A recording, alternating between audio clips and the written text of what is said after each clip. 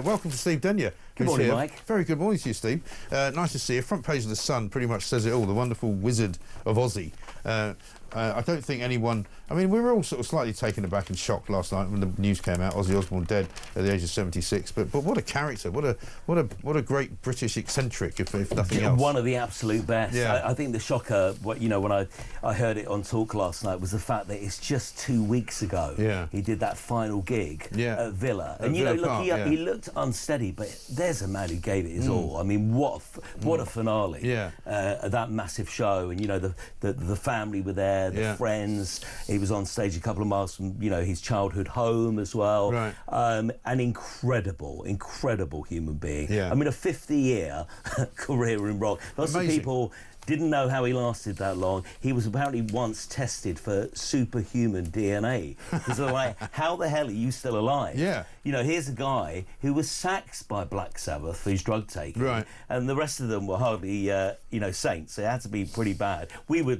laughing earlier about some of the stories. There's a great kind of pull-out in the Daily Mail today, isn't there? About his most outrageous moments. Right. And they come one after the other. He was the man that made it famous to bite the heads off chickens, to bite the heads off bats, and there was always a bit of a sort of mystery as to whether he was really doing it on stage. But the fact that he was even pretending to do it, or occasionally actually doing it, made him this kind of mythical figure, didn't it? He said his epitaph will be, I was born in the 40s, I died whenever, and I was the guy that bit the head off the bat. And apparently it happened, he bit the head off a dove as well. Right. So he turned up to CBS Records as a kind of as a peace treaty, and he released some doves, and then again bit the head off it. I mean, it's totally amazing. Unbelievable. I was talking to my oldest son who lives in California and who loves Black Sabbath, and he sort of walked me through a whole series of albums that I should listen to, which I did last night. Yes. And he told me the whole album, an album called Technical Ecstasy, amazing, always overlooked because of the late 1970s album,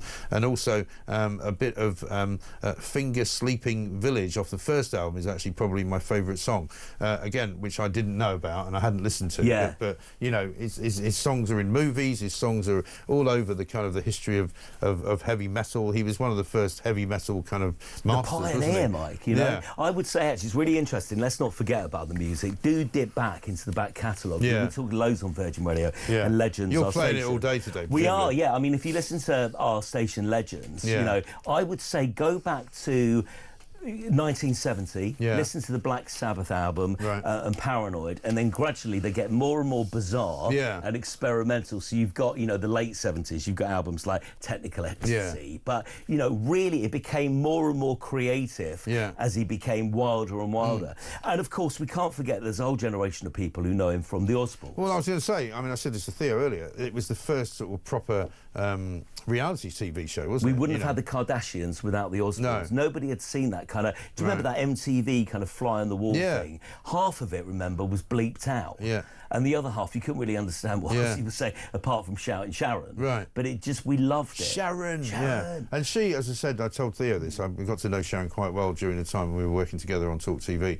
And she was amazing. I mean, she would just tell stories about... She knew everybody. She knew stories about Johnny Depp. She was friends with all the kind of, stars of Hollywood, Walk of Fame and all the rest of it. She talks about, lifting once flashing breasts at the gardener just for a laugh, and the kids are going, "Mum, put them away." And it was all this kind of, amazing kind of world that they all lived in. And you have to feel sorry for Sharon because she loved it very much. Our hearts go out to her, the family. I think she actually, lots of people saying that when he met her, she did save his life. Yeah. And things changed.